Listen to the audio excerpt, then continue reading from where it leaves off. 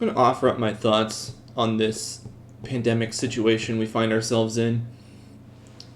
Um, Hopefully, it's helpful for you. If it's not, feel free to move on with your life and discard it.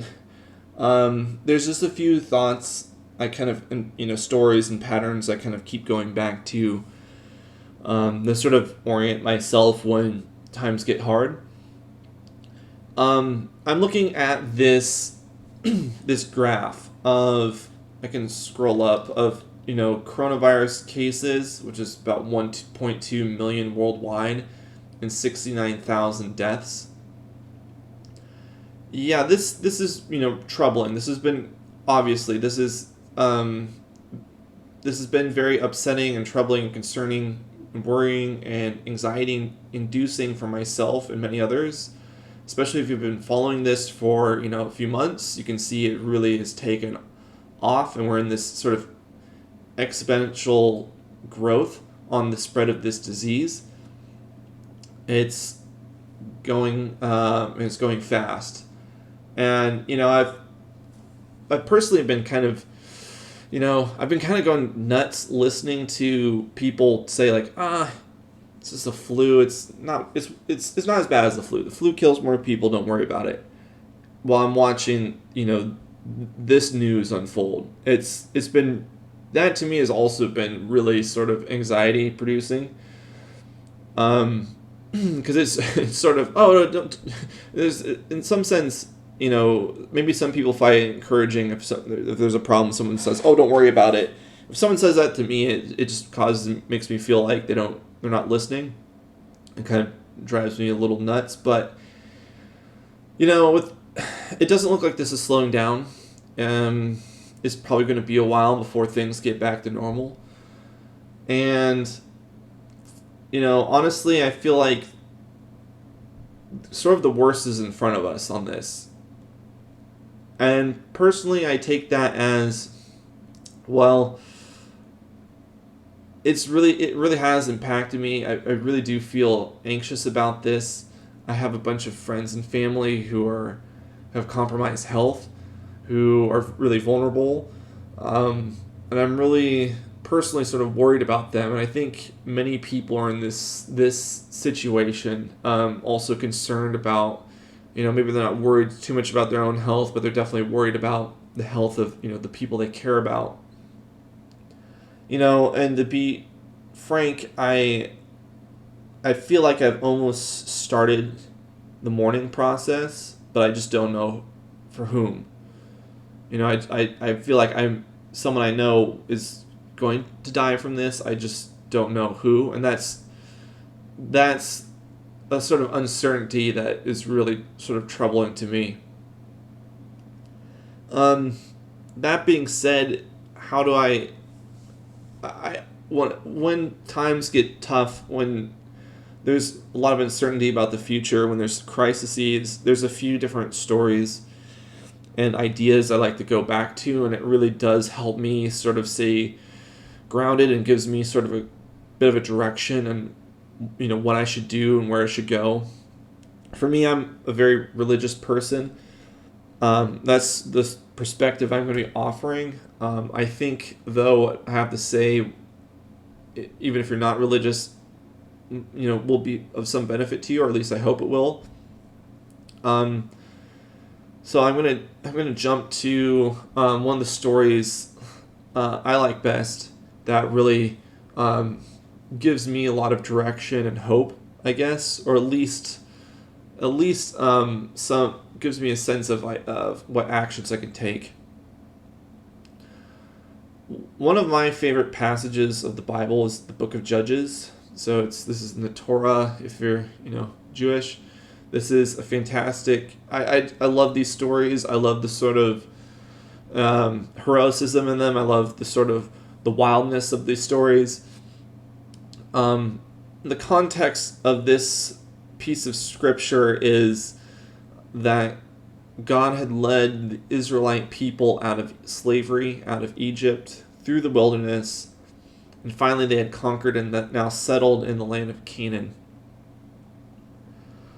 And of course, they're troubled. Their whole history is one of troubles, of one crisis, one act of rebellion, one mistake after another. So there's a lot of good. I think there's a lot of good stories about how to respond to troubling times in here.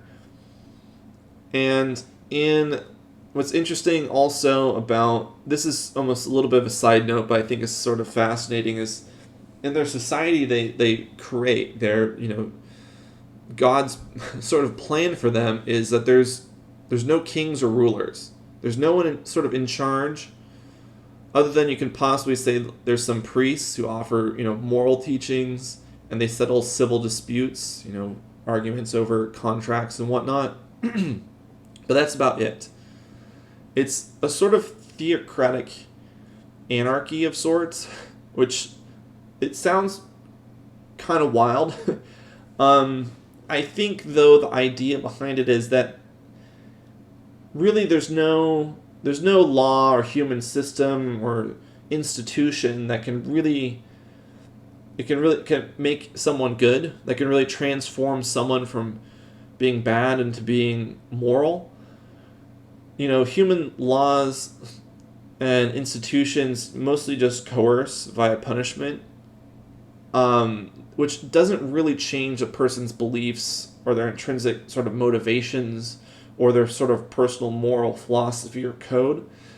Really, to be moral, you need to have sort of this sort of belief in a higher good and some sort of transcendent good, or as I say, some sort of moral law you're following. To me, this is clearly, for me, this is the biblical tradition. I'm keeping this slightly generic, but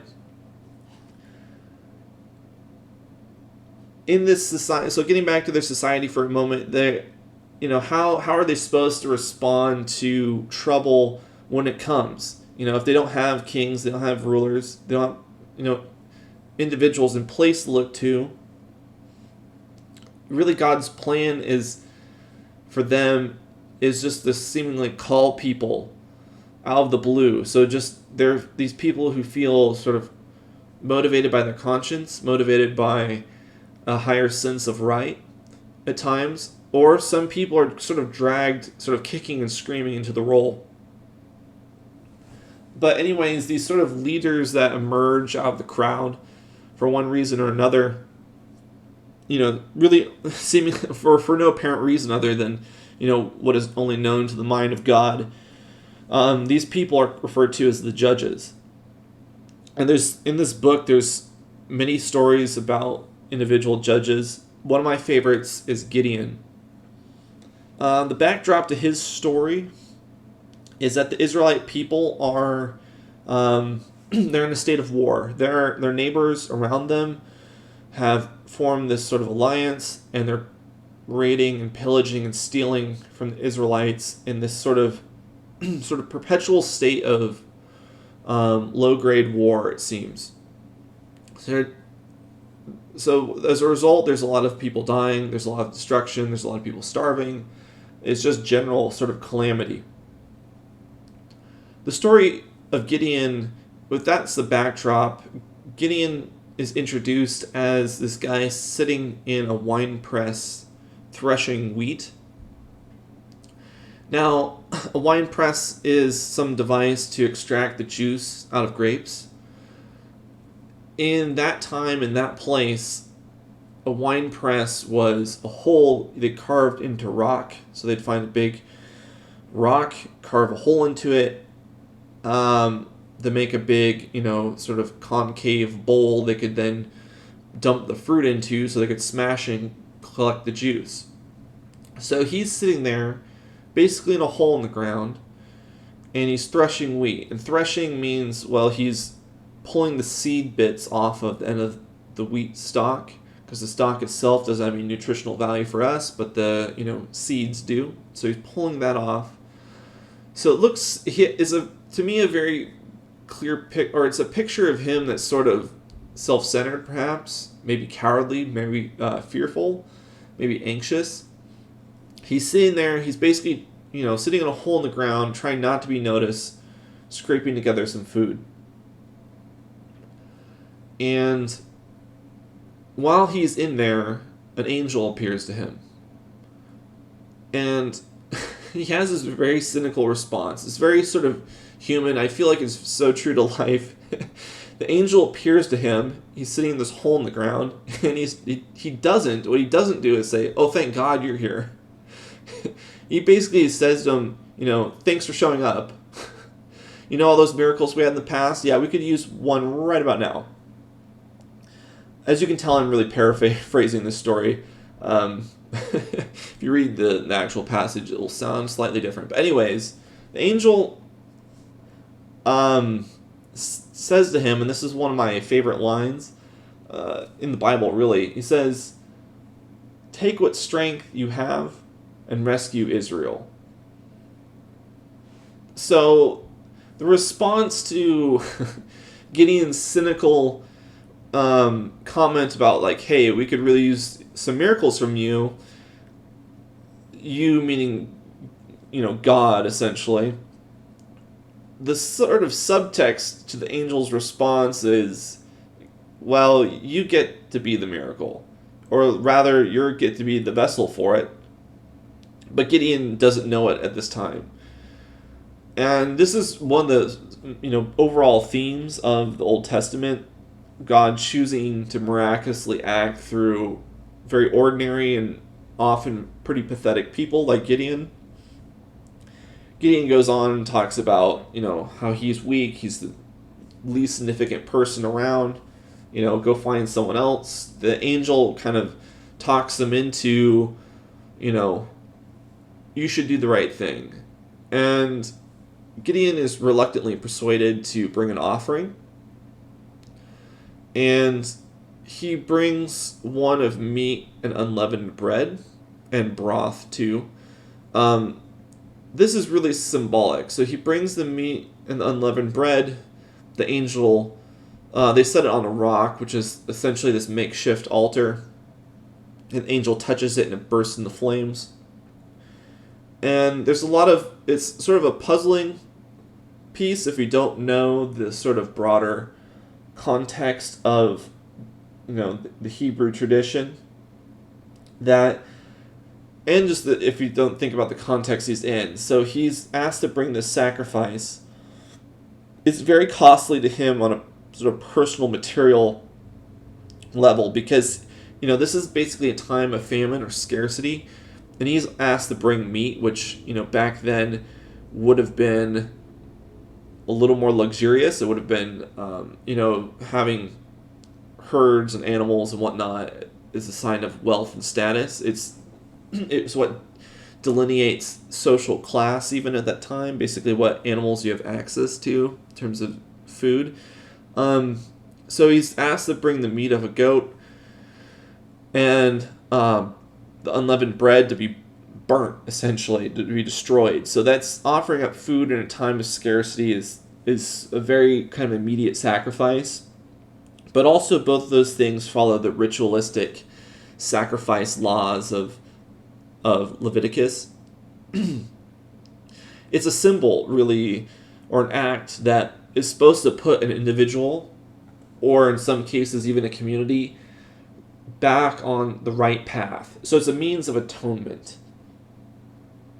The meat being something costly, the fire, totally destroying it. And the unleavened bread in this case is also part of that symbolism, both in terms of it's part of the Levitical law for sacrifice. Burning bread is also part of it, depending upon your social class.